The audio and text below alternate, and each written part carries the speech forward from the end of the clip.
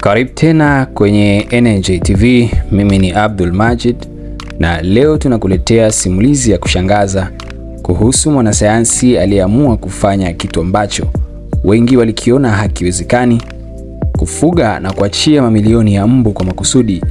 Je, alikuwa anataka kueneza magonjwa au alikuwa ana mpango wa kuokoa mamilioni ya maisha duniani? Usiondoke, baki nami kwa sababu simulizi hii inaweza kubadilisha kabisa jinsi unavyoona mbu. Watu wengi wanachukia mbu, lakini kwa Scott O'Neil, mbu alikuwa suluhisho la kuokoa mamilioni ya watu duniani. Huyu ni mwanasayansi kutoka Australia ambaye alikuja na wazo ambalo watu wengi waliona kama wazimu: kufuga na kuachia mbu makusudi ili kupambana na magonjwa hatari kama dengue, Zika, chikungunya na yellow fever. Lakini leo dunia inaanza kuona kuwa huenda alikuwa sahihi. Kwa miaka mingi dunia ilijaribu kupambana na mbu kwa dawa, moshi na kemikali, lakini mbu waliendelea kuongezeka na kusambaza magonjwa zaidi. Ndipo Scott O'Neil alipogundua kitu cha ajabu: bakteria mdogo aitwaye Wolbachia. Bakteria huyo hupatikana kwa kawaida kwenye wadudu wengi, lakini si kwenye mbu aina ya Aedes aegypti ambao ndio hueneza dengue na Zika. Scott na timu yake waliweza kuweka bakteria huyo ndani ya mbu hao maabara. Matokeo yake yalikuwa ya kushangaza.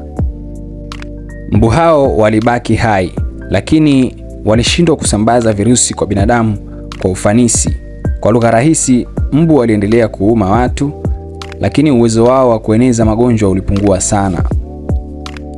Kupitia World Mosquito Program, Scott O'Neil alianza kuachia mbu hao kwenye maeneo mbalimbali duniani kuanzia mwaka 2011. Watu wengi waliogopa mwanzoni, wengine walidhani ni jaribio la siri au mchezo hatari wa kisayansi. Lakini baada ya muda, maeneo yaliyowekwa mbu hao yalianza kuona kupungua kwa visa vya dengue.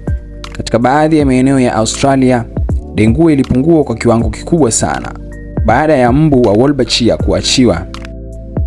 Leo programu hiyo imeenea katika nchi nyingi duniani ikiwemo Brazil, Indonesia, Vietnam, Colombia na Mexico. Zaidi ya watu milioni 13 tayari wamelindwa kupitia teknolojia hiyo. Kitu kinachovutia zaidi ni kwamba teknolojia hii haitumii genetic modification kama watu wengi wanavyodhani. Badala yake inatumia bakteria wa asili ambao tayari wapo kwenye mazingira. Hata hivyo, bado kuna mjadala mkubwa duniani. Wapo wanaoamini kuwa huu ni mwanzo wa mapinduzi makubwa ya afya duniani, lakini wengine wanahofu kuhusu madhara ya muda mrefu kwa mazingira. Licha ya mabishano hayo, Scott O'Neil ameendelea kusisitiza kuwa dunia haiwezi kushinda vita dhidi ya magonjwa ya mbu kwa njia za zamani pekee.